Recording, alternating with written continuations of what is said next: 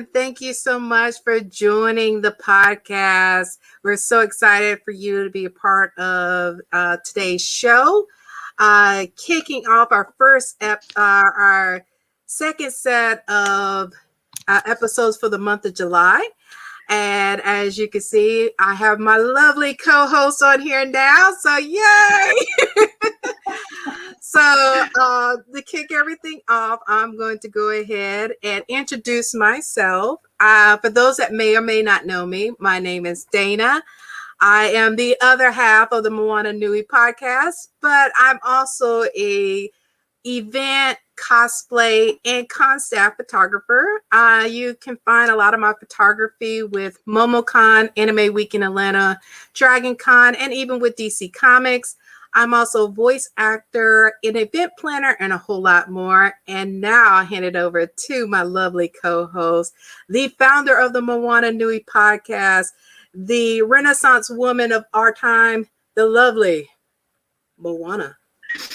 You come up with new things every week. Thank you so much. Aloha, my kako. What's up, everybody? It's good to see you all again tonight. It's been a little bit of a crazy day, so I popped in on Dana, and I wasn't sure if we were going to make it on time. It's a whole lot. But we're here, and we're excited to be here.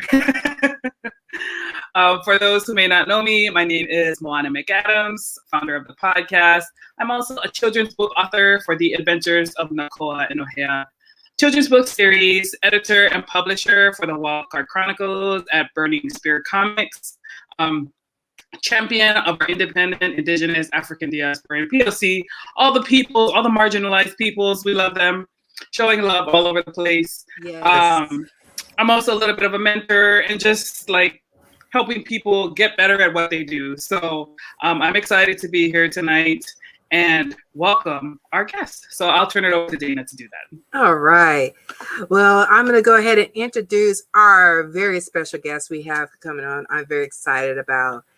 Leesh Guy is an artist, a musician, and streamer who has been working on their craft for many years. They also acted as a former producer and contributor for NRW. As an artist, they have worked professionally and independently as a graphic designer and an illustrator, designing album art and more.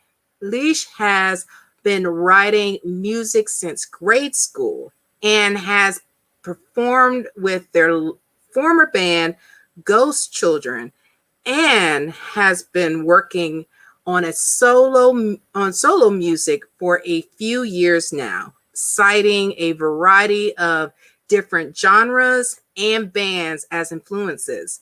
Their streaming career has started last year during the pandemic and has been going steadily ever since. Working as a variety streamer with a love of fighter games and providing over-the-top voice overs and over-the-top voiceover for characters.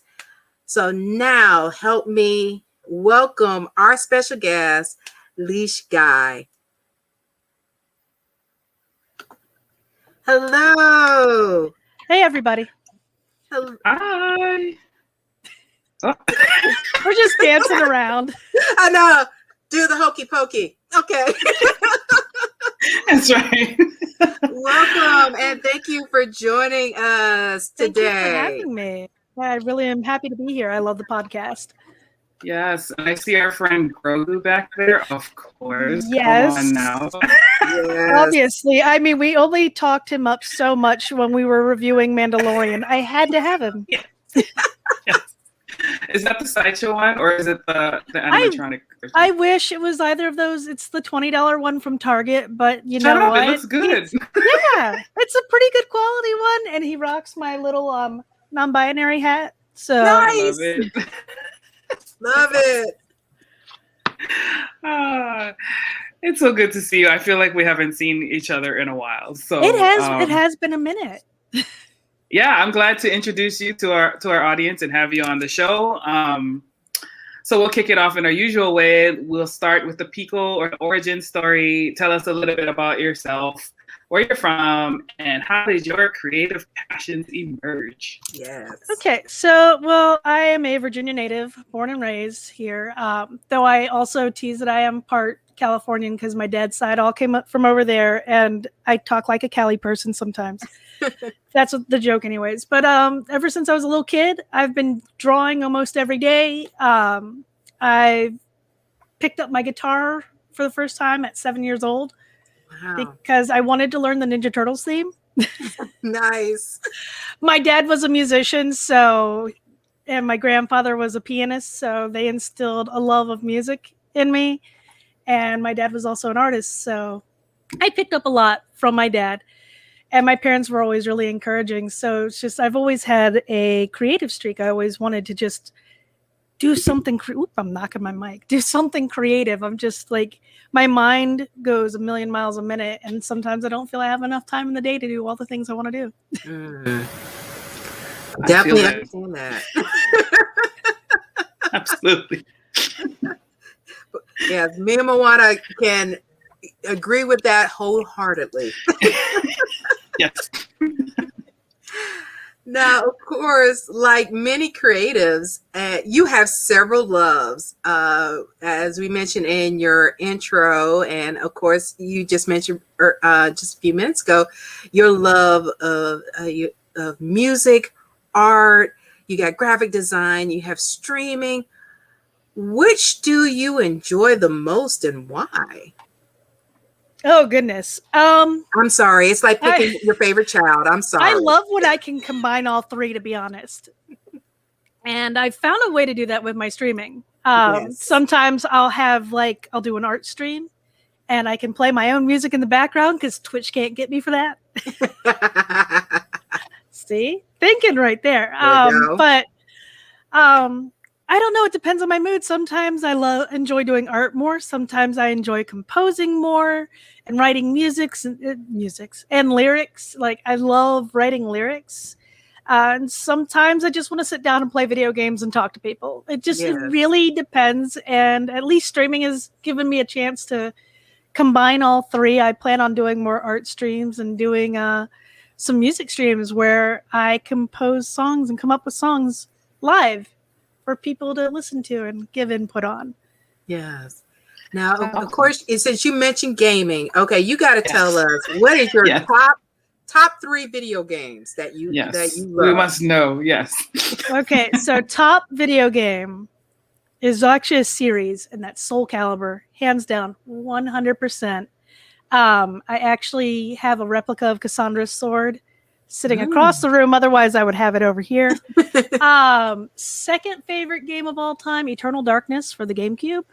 Okay. An underappreciated gem. And, oh God, I have to think of a third one. Because Soul Calibur can take like 6 spots. I have an unhealthy addiction to The Sims. I don't stream it, but I enjoy it quite a bit. The Sims can get messy if you get the right mods. I have so many mods, it takes almost an hour for the game to boot, and I have a good computer. Yes. I had a friend who he was all about The Sims. We get lost for like so many hours. I'm like, where are you? He's like, I'm in The Sims. That's how it is. That's how it is. Yes, I love it. I love it. Yeah, fellow gamer one of my chicks. friends said, if you like reality TV, you'll love The Sims. You can write your own, just like they write their own stories. Reality. Exactly. Because when she tells me about some of her Sims situations she posted on Facebook, and I'm like, and this is reality? Like, let me get some popcorn. This is about to get juicy. Exactly. Yes, they both don't work, but they make money off the garden in the backyard, and I'm like, I made a streamer household. It was streamers and social influencers, because they have that now. You can have them film vlogs and stuff. Yeah. And so they had this whole house, and they were all influencers. I basically made like an influencer house, and the amount of fights that broke out there, I was like, This is art imitating reality. That's right. But it just always fascinates me, like, what made that person who designed the model like, I want the ability for them to just have a straight on disagreement, real world argument fights. I'm going to create that mod. I'm going to do that. Oh, they have like extreme murder mod too. Yes. Like, that's not just a fight. That is like Grim Reaper is on his way now. Yes. It's crazy. And I'm just like, the creativity, and I said, especially during the pandemic, people made some creative mods. I've made a few pieces of custom content, not the mods, but I've ripped. This is going to sound really graphic out of context. I ripped the skin texture from Raphael and Soul Calibur, exported it to lay over one of the templates for the skin for male Sims, blended everything so there was no seams, and now I have a perfect Raphael in Sims. Sweet. Because so many people try to make their Sims look like characters, but they can't get that complete look. And you were able to get the whole skin look and everything. That's awesome. hair was the hardest part because he's got like 90s boy band curtain bang hair. And none of the hair people made worked for it. He should start a boy band with Leon Kennedy. They've got the hair for it. Okay, so that's a new mod, boy band. Mod. And they have the hairs of all the bands that's ever been in, from K-pop to rock to pop, everything. Alternative metal. I want bands next. I'm just waiting for them to bring back bands. They had it in 3. They need to bring it back so I can like relive my glory days. Yeah. So while we're on the band tip, who is on your top 5 list of favorite bands? Oh, okay. So right off the top, we've got Blondie, Garbage, 9 Inch Nails. This is so hard because there's so many good bands. Portishead, and hold on, I had to think because I love so many bands. Yes. Oh my god. Portishead's a new one on me. Never heard of that. Oh, Portishead has been around since the 90s. They're trip hop. They're fantastic. Oh, okay. I have to look them up. That was a new one to me too. I'm going to put Morchiba on there because I have been listening to the hell out of Morchiba lately. And they're also trip hop. They're great. Oh, okay. What about Linkin Park? I love Linkin Park. They're always in my top 10 no matter what. I had a new metal phase with music writing. I like actually got into a studio and had like half the songs sound like 90s grunge rock and the other half were like I was really trying to be Linkin Park. Yes. It's just like there was this disconnect because new metal kind of helped kill grunge a little bit. Okay. Alternative and new metal. So it's like, yeah, see, JD Smith knows what's up. Portishead is excellent, very chill. Okay. I'm gonna have to check trip it hop out. Trip hop is very lo-fi. It's kind of like, you know, those lo-fi beats you can, I like lo-fi hip hop you can study to. Yeah, kind of like that. It very much stems from trip hop. Tricky and Massive Effect are other good trip hop bands. Okay. Good to know. This whole genre. Bring it down. And then which bands or musicians inspired you on your own musical journey? Oh goodness. Poe. Like her lyrics are just amazing. Oh wait, oh my god, why did I not say the Cranberries for favorite band? Oh yes.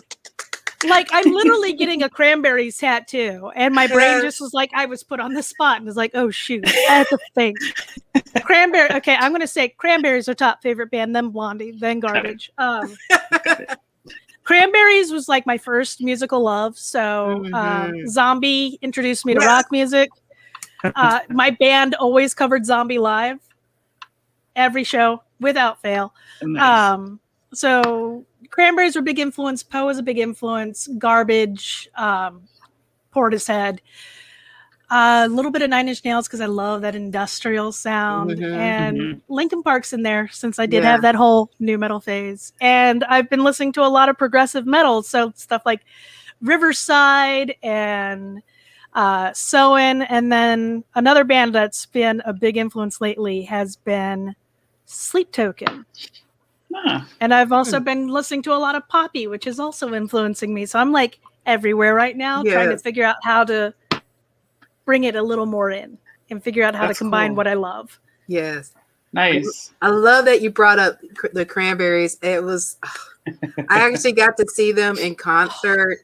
That is And my musical regret. it was so awesome, and it was so crazy because the lead singer, she had a cold, and Oh, no. she literally was like, okay, I'm not feeling good and stuff like that, but I'm gonna make sure the show goes on. So much respect for that. And literally, like between sets, when they had the break, she came back and she said, "Yeah, I had to put some Vicks vapor rub on my chest." She was a very honest and open person. Yes, she She was a think it, say it Yeah, person. yes. And it gave me such respect that she was like, I put the Vicks vapor rub, and then she went right into singing Zombie, and I was like, Her voice is a spiritual experience. yes, Like- it is. Even And- sick. I was like, honey, even sick, you still. The thing is, too, Dreaming My Dreams with You off the same album as Zombie, which was the No Need to Argue album, Mhm. was my first dance with my husband. It was our wedding song. Aw. Oh, I used to sing it to him when he was dealing with cancer, which he's in full remission, but I used to sing it to him. Hallelujah. And so that was our wedding song. So the Cranberries like have a really super special meaning to me, but yes. I wish I got to see them. I got to see Blondie and Garbage. I've seen Garbage twice. Ooh. So at least I don't have those regrets, but not seeing the Cranberries was a massive regret. Hopefully they'll get back on tour and you'll be able to see them. They won't. They Dolores won't? Dolores passed away 3 years Oh ago. no. No. That was a very depressing day. I did not know that. Yes. Because when they came here, it was 5 years ago, I got to see them, and I was so ecstatic. It was just like when I got a chance, I was like, okay, I'm going. I don't care. Yes, I will take a half a day off. I don't care. I'm going. I wish I did that. I really do, because like now it's just like I missed my chance, and I missed my chance to see Linkin Park, and I missed my chance to see Soundgarden, and those are three bands I absolutely love, and this got really depressing. Yes. That's how I felt about Prince. I wanted to see him in concert, and the chance I had, I was like, oh, I'll just catch him the next time. And then, literally less than 6 months later, that's when we got the news. And it's like, That year was rough. That was not Yes. a good year. no, it And wasn't. then the next year was when we lost Chris Cornell and Chester Yes. Bennington. So it's just like Mhm. those years. Oh can be- yes. Like one of the videos I did for NRW was about Mhm. losing your musical idols, and it was Dolores O'Riordan, Chris Cornell, and Chester Bennington. And I was Yeah. just like, I'm gonna cry filming this. I know it, and I did. Yeah. It was like after 2015. It was like after 2015. It was just like, look, I'm sorry, y'all just gonna have to deal with it. And it's like, no, we don't. We don't. And then you hit us with a Yeah. pandemic right after that. I It's like, know. no. Like, and then Yes. Maynard from Tool gets hit with COVID, and he might not be able to sing like he Oh, used shut to. And it's just up. like, I mean, he's still Yeah. with us. That's what's important. Exactly. Right. Yeah, I was fortunate. I got to see Linkin Park when they played at the Merriweather. So I can't remember what year it nice. was, but a friend of mine and I went. And it was amazing. I'll tell you, one of the best shows I went to was Pearl Jam, because seeing the people high off their ass in the stands, just like was almost as good as the music. Almost. Going to concerts that people watch is fantastic. Yes, it is. I think the most interesting concert I went to is I got a chance with some coworkers to see Sting in concert. Oh. And they had it, but he performed. He had a full orchestra. to do the music behind him. Wow. And it was so interesting, and it was so beautiful to hear that sound, but still have the that combined sound of it. And I was like, okay, but it's in an amphitheater, so you have the people that had a little too much to drink, so they are doing a little too much dancing, and then I'm like, the sun hasn't even set yet. Yeah. Listen, though, a full orchestra is guaranteed. A full orchestra is guaranteed to make me cry, though. I guarantee it. Like, you play a full orchestra live, it's like, oh, yeah, I'm okay. Yes. He had the grand piano, violins, cellos, everything. And I mean, when he got in, I mean, he did a whole range of all of his music. And especially like certain ones, the violins going into it, it was just like the chill bumps that you got. And I'm like, oh yeah. Oh yeah. His solo work, I think some of his solo work I like much more than the Police, just because he had, and I love the Police, but he had more creative freedom to do what he wanted, which is kind of why I'm preferring the whole solo thing right now. Is I'm not deferring to 3 other people on where the music should go. It's like I am the only person I defer to, and I have too many ideas. Did you ever get into Angels and Airwaves? Not quite. I kind of missed the whole I was kind of on the border of the pop punk stuff and didn't really get into the emo music. I know that's a sin to say with some people, but I was still stuck on nu metal when everyone else was getting into emo, and I was like, no, I need my screaming. I am angry. yes. Yes. No whining. If I hear Simple Plan's Welcome to My Life one more time, I'm punching the radio. Stop whining. Do something about it. Exactly. It's like you think you're punk. Punk would be like, I'm angry. Now let's do something. Exactly. Now, of course, since JD said I was a little too soon on speaking it too soon talking about and everything, but he did ask, why don't you ask her about seeing Jimi Hendrix while I'm at it? Listen, my dad's Jimi Hendrix vinyl got worn out. That's my fault. Especially because I kept playing 1983 a lot because that's my birth year. I was like, this song's about me. He's one of the greatest. Yes, it's an easy thing to say, but he is one of the greatest guitarists in the way that he just took blues music and blues theory and just blended it with that crunchy sound. Was just, I will never be able to play like Jimi Hendrix. I'm a rhythm guitarist, not a lead guitarist, but God, it was just, it's an experience to listen to him. 100%. Definitely. Now, of course, you mentioned earlier about as a content creator and producer for New Release Wednesdays in collaboration with one of our guests, Patrick Michael Strange, you have covered pop culture events and cons across the DMV. We know how important it is to provide platforms to allow creators to expand their audience and reach into their surrounding communities. What type of guests and content did you like to focus on? I like a mixed bag.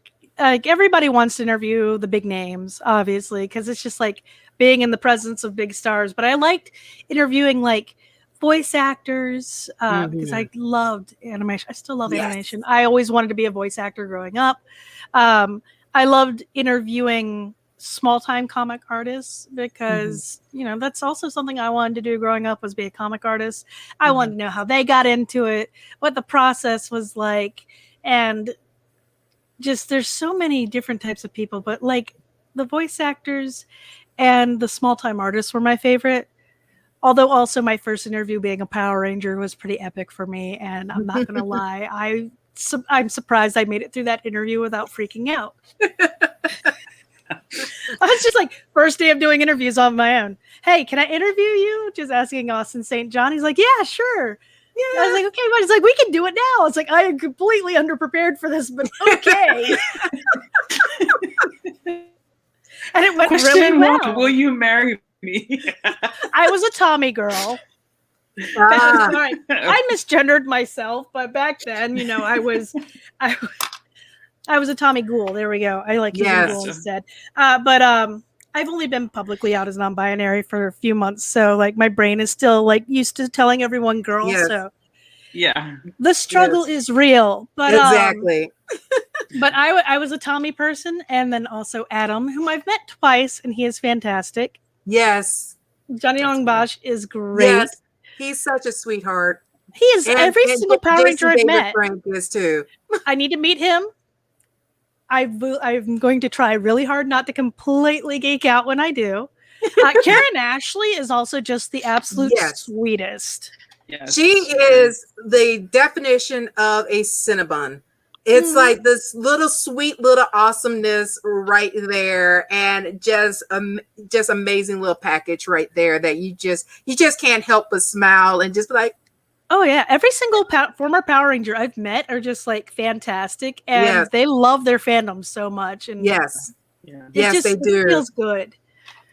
Well, if you are in the Atlanta area at the end of August, Ranger Stop and Pop will be in Atlanta, and Johnny will be here. Karen Ashley will be here. Austin will be here. Let's see. I'm trying to remember all the Power Rangers that are going to be here. And they're going to even have some anime voice actors from. I think wasn't Jason Faust going to be there? Who? I think it's Jason Faust. He was also I was gonna say he was also Leon Kennedy in Resident Evil 6. He did the mocap for him. So yes, he's gonna be there. Christopher Sabbath is gonna be there, the voice for All Might and and things like that. And they're gonna have the voice actors from My Hero Academia all there.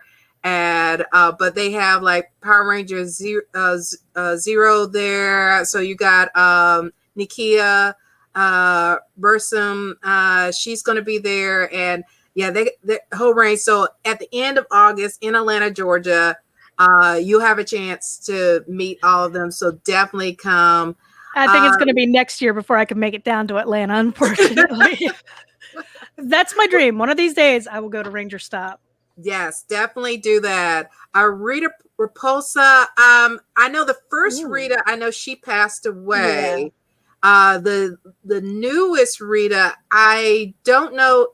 I don't know. I know she's not at this Ranger Stop and Pop, but maybe she'll be at the next one because they decided for this year's one they're doing on a smaller scale to kind of keep within the pandemic regulations and stuff to keep people safe and still kind of keep that connection with the audience, but definitely, I know next year they'll be back at the Georgia World Congress Center, which is this huge Congress Center here in Atlanta, and they go full throttle. Yeah, I think I'm going to that one. Yeah.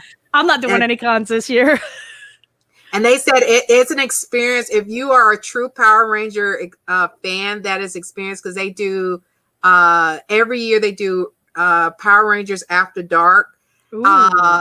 So it's the 18 plus content. So people are asking them all kind of stuff after hours stuff. And they have a dinner. If you do the VIP, you have dinner with the Rangers and the guests and things like that. So time to start saving. Yeah, it's a great experience and to just take it on in, and it's a 3-day convention, Friday, Saturday, and Sunday. I do need to get back to Atlanta anyways. I love Atlanta. It's a cool city. Oh yeah, we have a lot of conventions here. Yeah, I've been to Dragon Con before. So nice. I've been down there for a con. You came for the big one, huh? I did, and I cosplayed Raven from Teen Titans when she had all the markings on her. So I was walking around in that Atlanta heat in basically a bikini. Yes. Anybody who has not been at Dragon Con, San Diego Comic-Con is the largest, and Dragon Con is right behind it. And Dragon Con always happens Labor Day weekend. And in Atlanta, It is summer all the way until winter-ish. Yes, because I've been trick-or-treating in Savannah, Georgia, and let me tell you, we did not finish the night in the same costume we started it in. No. You're expecting 90-degree temperatures with heat index and humidity feeling like 100 and something. Hell no. And and Dragon Con for 30 plus years, it's in 12 different buildings throughout downtown Atlanta.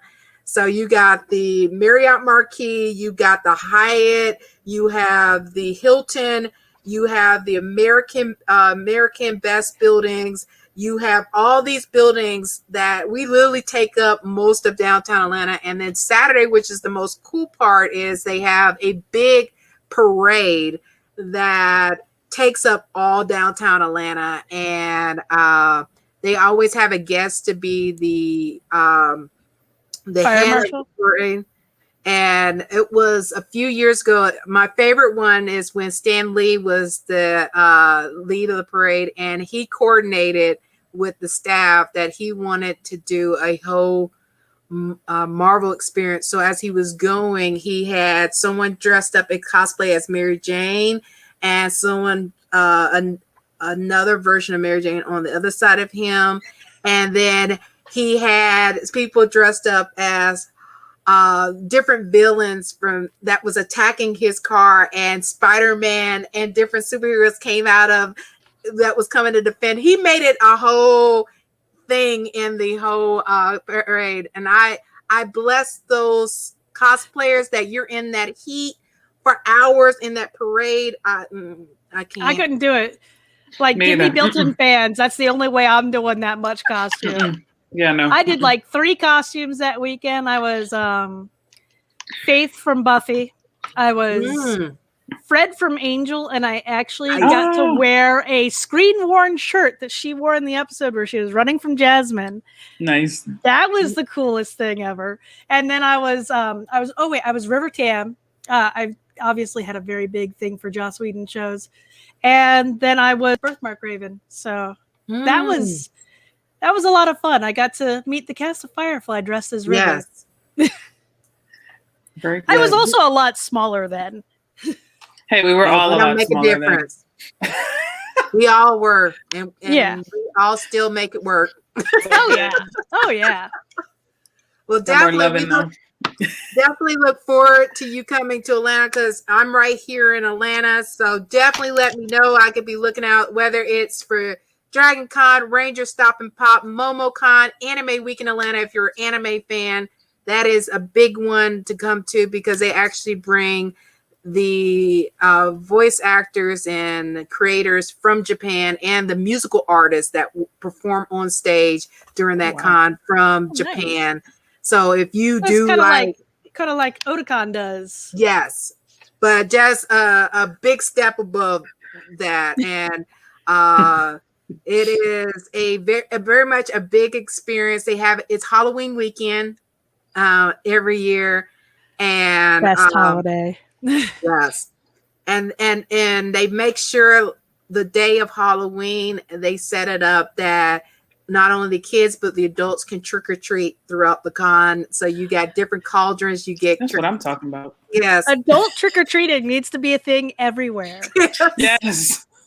We go through enough. Let us go get candy. Exactly. And it's beautiful because you walk around, you see the different staff members. A lot of us were assigned to do the candy. You look for them, you get your candy, and you got everything from kids to adults. Some came where we had cauldrons of candy. You got your candy out the cauldrons. And it's a whole experience on Halloween Day. I just got this idea that like we need to create some kind of partnership with the candy so that we have like comic branded candy. That would be so fun.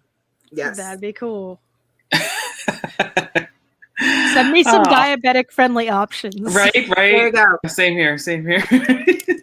Yes, and then we have a special like map for like events. Like, okay, if you need the sugar-free candy, these are the locations you go to trick or treat to get the sugar-free candy. The regular sugar candy is on this side. And then if you want the Japanese candy from Japan and China, you go on this side because that's a whole different spectrum of candy right there. Yes. That's the good stuff. Yes. Anything Kit matcha Kat. flavored, I am gravitating towards it. Yes. Matcha and lychee. Yes. Especially those Kit Kats. Oh my God.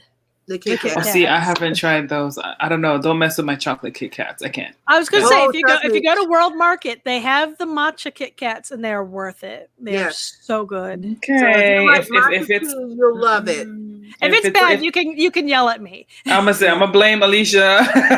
But I'm gonna send you one the of the bill. ones you would Leash. like is they have, you have your dark chocolate ones. You have your strawberry Kit Kats, which is, you got your strawberry infused in it. They got hazelnut Kit Kats.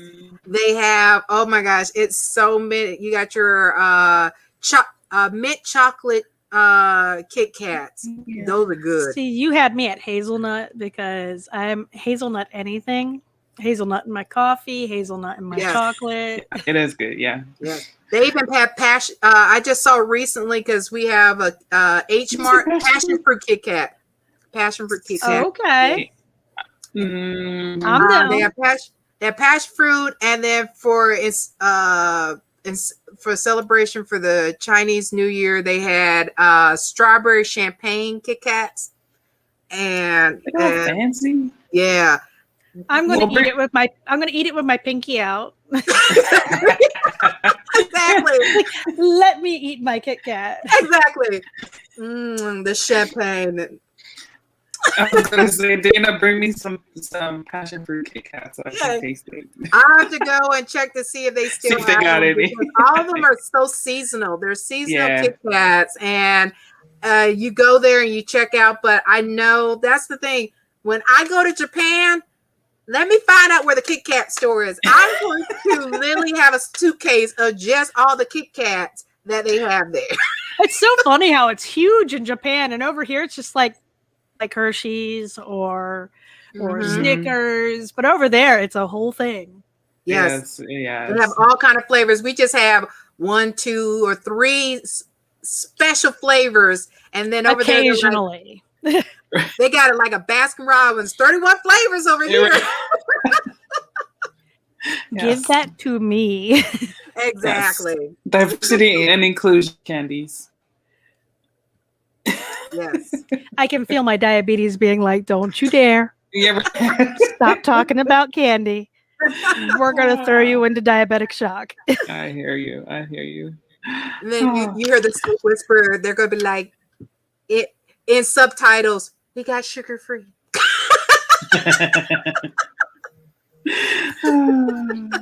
Like, now you got my attention. Yes. Yeah. Come on. Exactly. No, of course, you talked about the range of creators and guests you've liked on the show. But what has been your favorite interview so far on the podcast? Oh goodness. I have to think. You know what? I am going to say I do think it was Austin St. John because it was my first one. I had no idea what I was doing. We were both kneeling on the concrete floor so we could have the camera set up. I had no equipment really. It was like the most amateur interview and it still went well. And like that was learning by the seat of your pants. And Yes. I think for a first experience, despite the fact that I was way too old to be kneeling on a concrete floor, and he decided, no, we'll both kneel down on the floor. I'm like, are you sure? He's like, yeah. It's like, I think that was probably my favorite interview because that's the one that started it all. And it was an experience. Yes. Yeah, that's awesome because I know like sometimes when people consider like starting a podcast, they get so focused on the gear and all that stuff. But at the end of the day, it's really, the content and of the interview that's the greatest. So I love that. Yeah. And we got a funny story about a tarantula out of it. So I mean, they had a tarantula. They had a tarantula. That could be funny. Oh, it was because they kept telling it was defanged and like just don't move and it won't do anything, and it suddenly jumped at one of them. But then they ended up keeping it up. They ended up keeping it as a pet. I think Walter Jones kept it as a pet. Ah, If I recall correctly, I could be wrong. I think they named it something like Dude or something like that. okay. I'm gonna have to ask Walter that when I see him in Yeah, August. it's still up on NRW too, so I'll have to go back and look at it because Let me know, because Walter will be there and Ranger Stop and Pop and Austin he's will be fantastic. there and Johnny. So yeah, because I have heard from Karen about Johnny's van and everything. So I've heard about that story. That's so cool. So that is awesome. So of course, with you all doing so many events, also, what has been your favorite event so far with the show? Why Comic-Con without a doubt? Not And the one that's- that we did last minute because of the Yes. cancellation of the other one. Okay. Yeah. Yes, that big Baltimore con that went completely sideways. And from it rose this great one-day experience in an old factory, hanging out with the cast of the Magicians, which was really, really cool. Nice. Helping set everything up. My husband, who we call Husbread on the stream because I'm Wonderbread, so he's Husbread. My husband was running around getting food and drinks for all the celebrities and stuff and making sure everyone's needs were taken care of. It was like we did not have a chance to stop for one moment doing that. Wow. Because there were interviews constantly, running around trying to find people. It was chaos in the best kind of way, but the thing that was most important was we created community, brought people together that otherwise would have wasted all that money and not had an experience. And it wasn't just a con that I went to, it was a con that I helped with. Yes. And that was an experience. How many people could sit there and say, so I helped with this con that was reported on by the Hollywood Reporter because of how it came about. And all these amazing people put all this hard work in at last minute to get this a done deal. Yeah. I mean, LeVar Burton talked about it. That's awesome. Yeah. It's reading Rainbow. Yes. That's the future host of Jeopardy. Don't tell me otherwise. I don't know why they're denying it. Tama, he's just going to be a guest. No, he's not.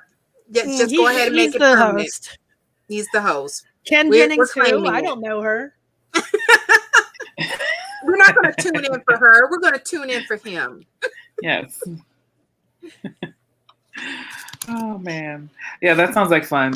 I think that weekend, because we were going to go and then it was canceled, and I think we ended up at Great Philly. So they hooked us up, and it was awesome. We got to do something. But yeah, it was a challenge. And you guys Philly's definitely a fun city, I heard nothing. Yeah. I heard only positive feedback about White Comic-Con. So it was fun. It was a lot of fun. My one regret about that is I didn't get to meet Sailor J was running around, and I love her YouTube channel, and I didn't see her, and I'm so upset. Oh, but meeting people like Jade Taylor was really nice. Everyone I interviewed was super sweet, and it was a great experience. I have so many fun memories of that. Nice. In your bio, we also talked a little bit about you doing voiceovers. How did you get into that? Well, mostly it's just so I started streaming. There's a whole origin story on that. I started streaming when a friend of mine was like, I talk about Soul Calibur all the time. That's my ADHD hyper-focused special interest. I will find a way to bring it up no matter what. I try not to, but it happens. But I was like, yeah, so the game has a really great story. It ties in with real history loosely. Sometimes it's really accurate. Sometimes it's a complete anachronism, but it's fun. And she's like, you should stream it sometime so I can watch, because I like watching Let's Plays. I was like, okay, fine, let's do it. And they have this huge story mode called Labor of Soul. But the problem is most of it's text. So it's like, all right, guess I got to voice act this to make it more interesting than me just sitting there. It's like, and they walk towards the field together in silence. It's like, no, we're doing voices for this. And the voices just got more and more elaborate. I'd be sitting there oh, so we got this one thing that's supposed to be a creature but he's like talks in his low guttural voice. So I guess I'm going to have to go around and talk like this. Or there'd be like an old character. So we just have our voice all the way back here and talk to people like that. And just going between that and little girls and guys with these really heroic sounding voices, it ended up being a whole thing. And it was ridiculous. And I was like, well, someone's going to come in and be like, what the hell are they doing? I thought this was Soul Calibur. What the is this? But that's, you got to make it fun. You can't, otherwise it's just reading text until you get to the next fight in the game. Yeah. So that's how that started. And now anytime I get a chance to read something in game, it's just like time to ham it up a little bit. And since I never got to actually do voice acting as a career, it's like, okay, we'll do it here. This will be my one little in that I get on this. Nice. So a minor way of living a childhood dream. There you go. Exactly.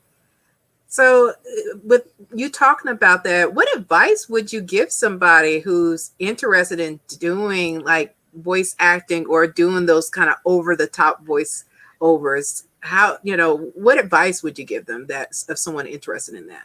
Practice, listen to cartoons, listen to all the weird voices. Like I started doing that low voice because I used to watch Inspector Gadget all the time as a kid. Yes. And that's my Dr. Claw voice. So it'd be like, I'll get you next time, Gadget, next time. And that's how if I do it all the way back here, I don't hurt my throat. Yeah. And it's just stuff like that. And from there, just like trying to imitate different cartoon characters and stuff like that. Inflection, listen to other voice actors. There's a character in Soul Calibur named Aswell, who is the most over-the-top scene-chewing ham I have ever seen in a fighter game. And that's saying something.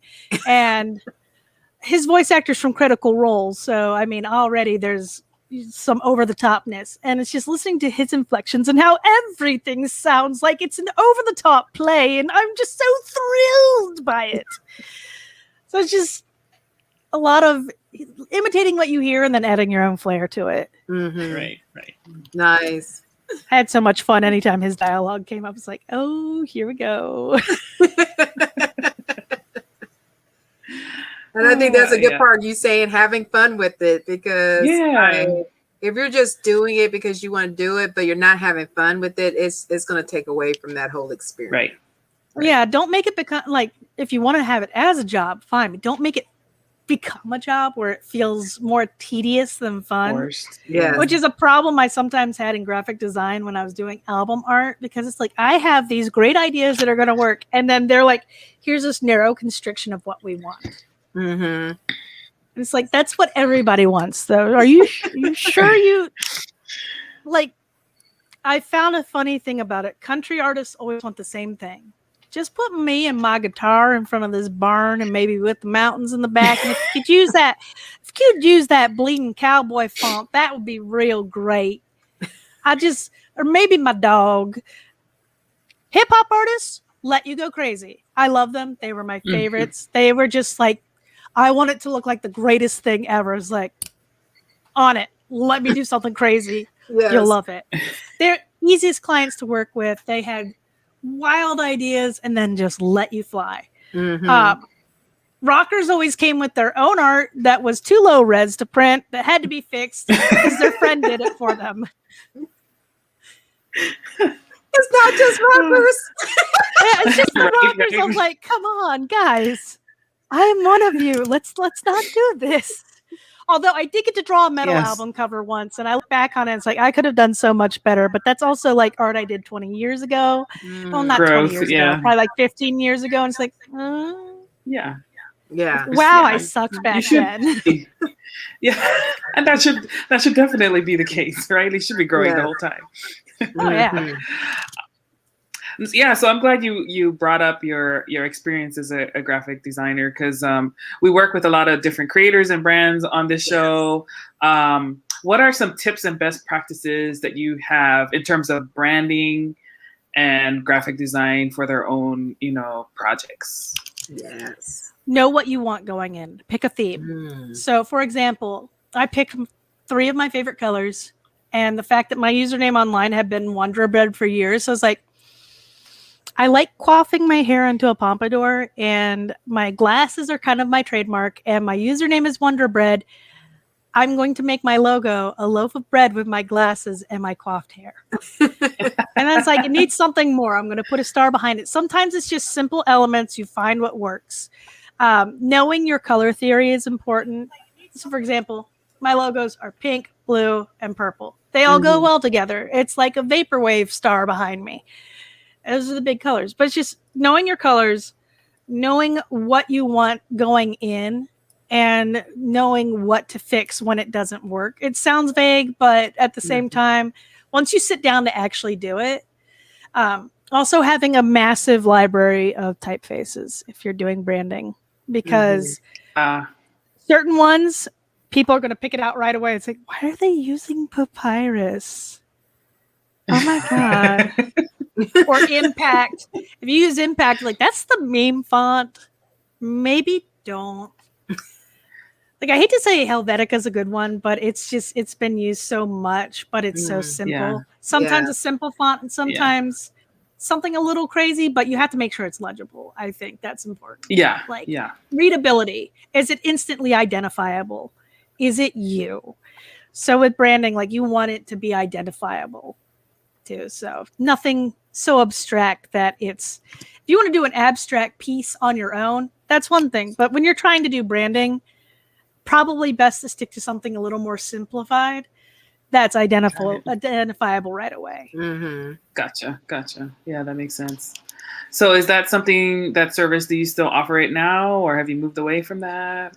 At the moment, I'm not doing it right now, but that's because, like, I think with the pandemic, there's been so much going on that I haven't been quite in the headspace to do those things, but it is a service I am looking to do soon, especially since I now have another vector program again, and I'm looking to start playing with that. I'm redoing my Twitch emotes, adding my cat as one because she interrupts my streams all the time. I'm surprised she hasn't interrupted now. You've seen her at the end of some of the I have, yes. some of the NRW tapings. She's just like, "Hi, you're talking into the black thing again. Come pick me up. I want attention."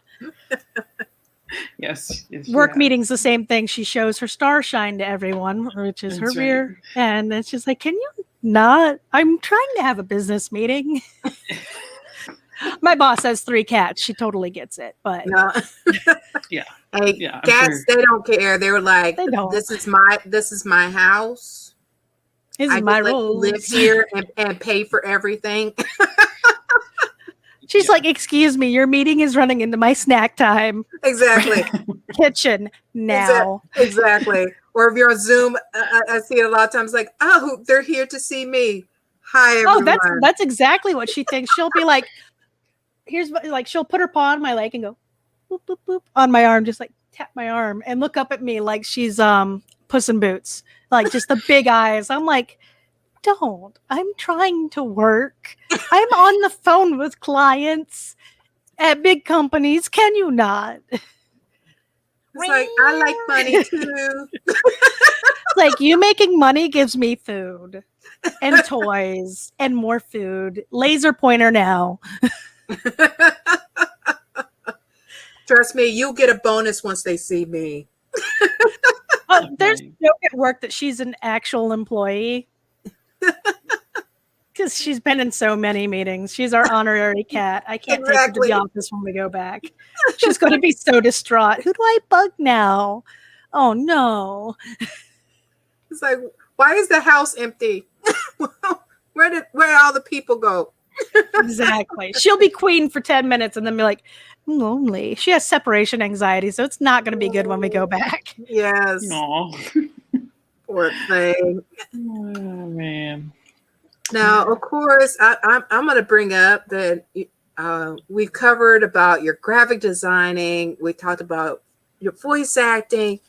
Now I have to ask about your music, because we talked about your influences, this music you like, but tell us a little bit about your music. You went from being, your former band to going solo, and how, what is, because in your intro, we talked about the variety of different genres and bands that are your influences. How do those influences make your sound for your music, and where can people find your music? Well, the thing with me, it's like I want to try everything, minus country. Not that big on country, but I want to try like most things. When I had my band, when our guitarist would put down one of his guitars to tune up another for a different song, I'd have the drummer start a beat and I'd freestyle over it. I am not claiming to be a good rapper, but it would be something to do. It helped me keep sharp on my lyrics and impromptu songwriting. So like I like hip hop, I like trip hop and rock and metal and all these different things. Is like, how do I combine the things that I love into a sound that's me? And where I think I wanted to go, because my band was hard rock, which is why freestyling at the shows was also like threw people off guard. They're like, wait, what? You were just screaming a minute ago. What? But like I just want to take all the things that I enjoy doing and find a way to incorporate them into one thing. Like I love the drums from trip hop and lo-fi. Just that nice, chill, distorted old radio sound. But I love the crunching chug of metal guitars. And it's like, I got to find a way to marry these two elements and also some of the electronic elements that I love. And the way I'm experimenting with it is I have all the rights to my band's old music because I wrote the lyrics and I wrote the rhythm section to it. So the chord progressions and everything, that was all me. So like, yeah, we can't keep those songs from you. So I'm trying to rework those with this new sound since I have a basis to go from. And I have other songs that I've written in the last few years where it's like, okay, now let's try to rework these. And sometimes I end up with something that sounds like the genre that I want to do. And other times it's like, this doesn't fit at all, but I like this anyways, and we're going to keep it. So who knows what, when I eventually get this album out, what it's going to sound like. It might be an incohesive mess. I am not sure. But that's part of the fun, is finding where it takes me. Right now I do have some songs up on SoundCloud, and you can find that at, let me double check, soundcloud.com/wonderbread. Sometimes I have it under different usernames, so I had to double check. And then my band's old music is on Ghost Children 1, the number, not the word, .bandcamp.com. And that's where you can find all the old tracks that I'm beginning to rework now. But I'm kind of experimenting with everything. A lot of the stuff I have, like all my Twitch intro music, is stuff I did. And I might offer a service like, hey, do you need an intro song for your Twitch? Hit me up. I'll do it. There you go. Give me money. It's like, they can't get you if I wrote it. Yes, that is true. That is true. DMs or DCMA this. Awesome. Well, we have that in the comments, everybody. So if you're interested in checking out their music for their solo music, or with the band, you can check out. We have the links right in the comments, so you can be able to click on those links and check those out. I also have a few Nine Inch Nails remixes on there too. There you go. Oh, nice. So definitely, sounds fun. As we're getting towards the end of the hour, can you let the audience know of any upcoming projects or anything that they can check you out on, or you're collaborating with, that we can be on the lookout for? Right now, it's mostly just my Twitch at the moment. You can catch me Tuesdays, Thursdays, and Sundays. Tuesdays and Thursdays at 7 p.m. So obviously, this would normally be my stream time, but I'm like, everybody come watch me here. This is really cool. So usually Tuesdays and Thursdays at 7 p.m. to 9 p.m. On Tuesdays, I do what's called Tuesday Toss-Up, where I play whatever the hell I want. Thursdays, I alternate between Dead by Daylight and Warframe. And Sundays is Soul Calibur Sunday. because that gets its own dedicated day where I can just do whatever I want Soul Calibur related. I play whichever game I feel like playing in the series, which right now it's bouncing between 3 and 6. And I'm also working on my art on Twitch. So I think next Tuesday I'm going to be finishing up an art piece I have been doing over 5 different streams. It's a long one. It was to break my creative break I had. I was just like, nope, if I do it on stream, they're going to have to watch. And I'm going to have to finish it. So that's my big one, is finishing an art piece. And then I think starting next month, I'm going to be doing some of the music live on stream. Very nice. And that's the main one I have going right now. I don't have anything else coming up that I can think of. Twitch has been taking over my life. Awesome. Yeah, we know the Well, feeling. everyone, you do see it in the comments, and see it right on the bottom of your screen of how to follow on Twitch. Definitely follow, tune in to see some of the amazing things that they're doing over the Twitch. Also, you can definitely tell everyone where else they can find you and follow you at, that they can keep in touch and kind of see what new and upcoming things you got coming up. Yes, so I am on Twitter, Instagram, and TikTok under Wonder Bread as well. It's very easy, just find me there. My Tumblr I still have a Tumblr. My art Tumblr is grafdumbass.tumblr.com. It's a joke from Soul Calibur. There's a character named Graf Dumont. I'm like, no, this is Graf Dumbass. He's a dumbass. So you can find me on Tumblr at Graf Dumbass. It's GRAF Dumbass.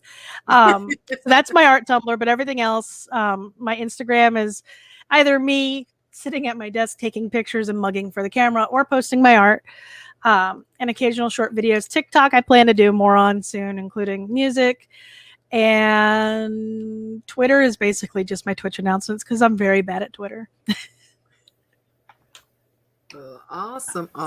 Well, now you have multiple ways of staying connected between music, seeing their art, and so much more. So definitely follow one of those many platforms, whether Instagram, Twitch, Twitter, going to Tumblr, and much more. So thank you again for being part of the show. I had a blast with you. And what we always go through, we start the interview. Most people think, oh, what am I going to talk to for an hour? And then we get to the end of the hour. It's like, oh my gosh.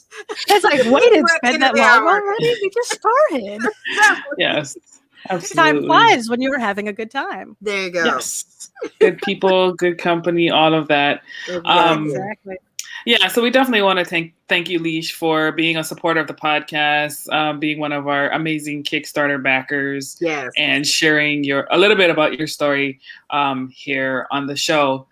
We also want to thank our listeners who tuned in tonight. If you got benefit from the content, had fun, think other people should check it out, hit the share button, and also subscribe to us both on YouTube and Twitch. Because we like to have fun and we like to share it with everyone. So exactly. I'm glad we got to talk about music tonight. I haven't talked about music in a good minute. I am too. I could go on and on about music, and I've thought about doing a music podcast for a while. I may still do it. I may not. I don't know. Okay, well, when you do, you let us know, because we will come and chat with you. Yes. I will. If I do it and you want to join in on the fun and come on to one of the things, let me know. All right. Absolutely, yes. All righty. Well, I think we'll close that up for tonight. Once again, thanks, Leesh. Thank you. And we appreciate everyone for tuning in. We will be back in 30 minutes. Check our second episode for tonight at 8:30 p.m. We have Newton Lilavois, creator of Crescent City Monsters. You definitely don't want to miss that one. Yes. So we love y'all. Thank you for being a part of our show and supporting.